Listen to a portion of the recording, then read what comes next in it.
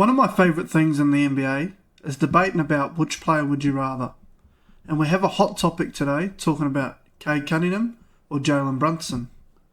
Two great young guards leading their teams in the Eastern Conference. I'll give you my tale of the tape, and at the end I'll tell you who I would prefer.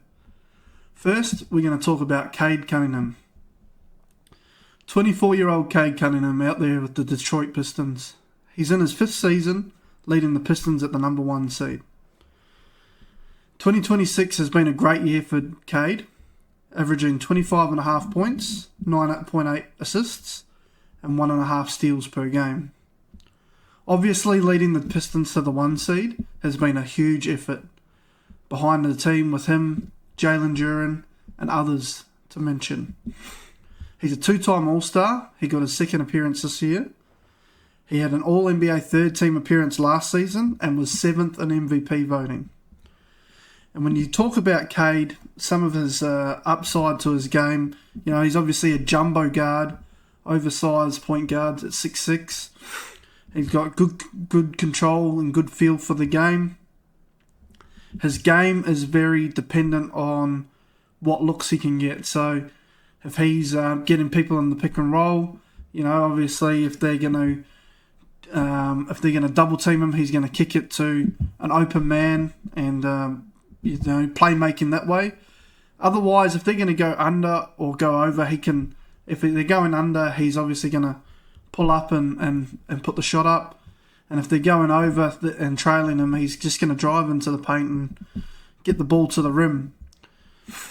I think he's got a very good two-way feel for his game. Defensively, he's obviously a jumbo guard, so he's going to have the size mismatch on just about every point guard in the league right now. And his effort on the defensive end is second to none when you talk about point guards. He's getting deflections, he's bodying up, he's being physical, and he's just really communicating at a high level for a defensive guard. And just his great feel to the game, he knows when he needs a bucket, but he knows when to get others going as well, to facilitate. He knows when he's going to have to double team someone to get a stop, and vice versa. When he's getting double teamed, he knows the best ways to get out of it. Now, when you talk about some of Cade's downsides, obviously that 3-point shot is still developing. You can talk about his jump shot is quite nice on the mid-range and getting into the paint, but the perimeter shot is still finding its feet. I think once he gets that over the next season or two, Cade's going to be someone that's going to be very unguardable. He's almost unguardable now, but a 3-point shot to his arsenal just adds another layer. Like, how do you defend him in certain situations? What are you going to do? You double team him, he's going to facilitate out. You go over, he's just, it's just that next layer to his game will take him to the top level, I believe. The other thing, obviously a high usage rate. His usage this season's been at about 30%. And he's got a 2-to-1 turnover ratio to assists. And I think, obviously, he's in a different situation out there in Detroit. He's the guy, the number 1 facilitator, the number 1 scorer. He's the playmaker. There's not really anyone else that he can just dish the ball off to and say, here, go get yourself a bucket. So that can be a big reason as to why his turnover ratio is so high.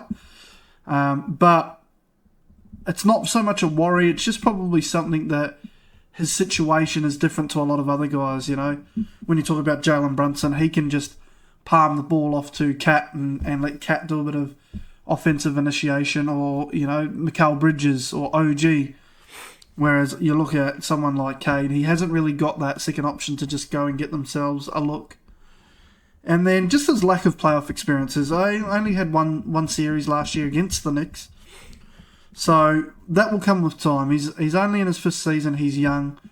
And I believe that a few more playoff series under his belt, Cade is going to be a lot better for it. And we'll be talking about him as a top 3-point guard in the game. On the flip side, we've got a guy a bit older, Jalen Brunson's 29.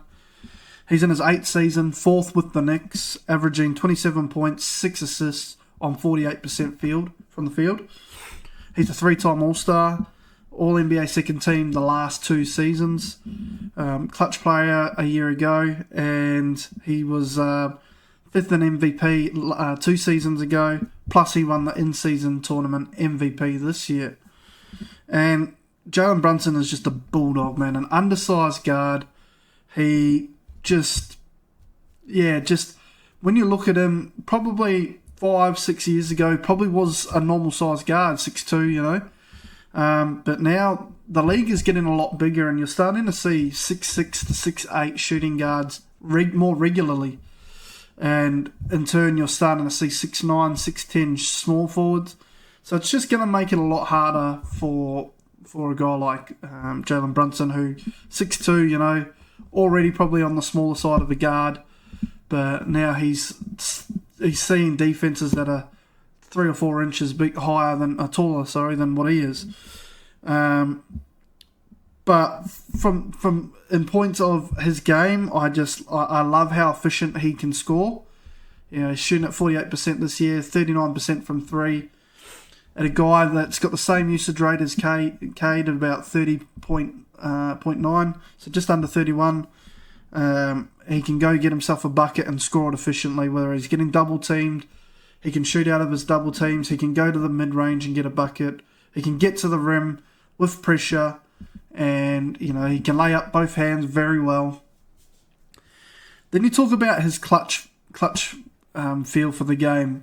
He's a clutch player of the year last year, and he can his brain kind of switches, and he just knows what to do in that last 5 minutes, last 6 minutes of fourth quarters, getting buckets, getting others involved, getting to his spots. He's just got confidence in his game.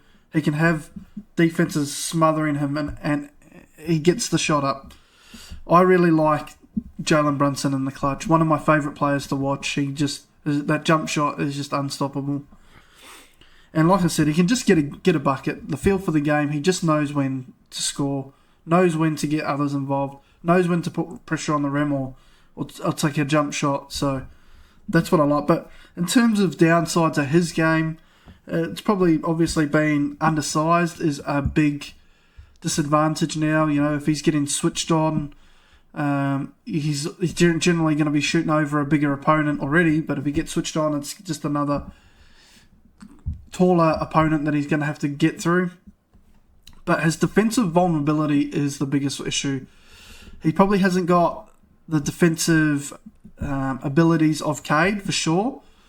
Cade is, with his size, can get into the lanes and do a lot of that stuff. But I think he's still a dog defensively, Jalen Brunson, and he's getting better, I believe, at just communicating and getting to the right matchups and the right rotations.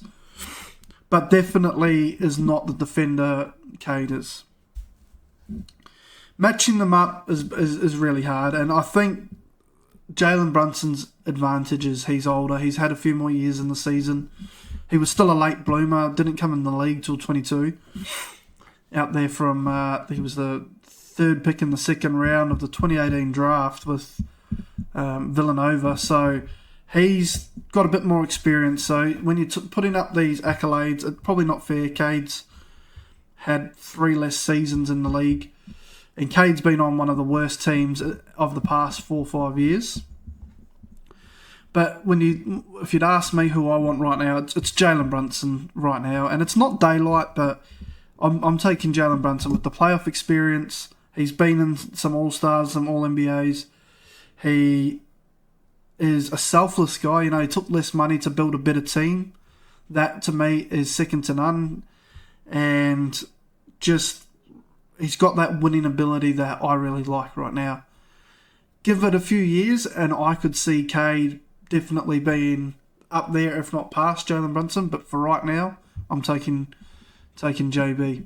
Let me know who you would prefer and how you see their careers playing out. Do you see either of these guys winning MVPs? Do you see either of these guys being finals MVPs, winning championships? Let me know, and make sure you like and subscribe to the channel.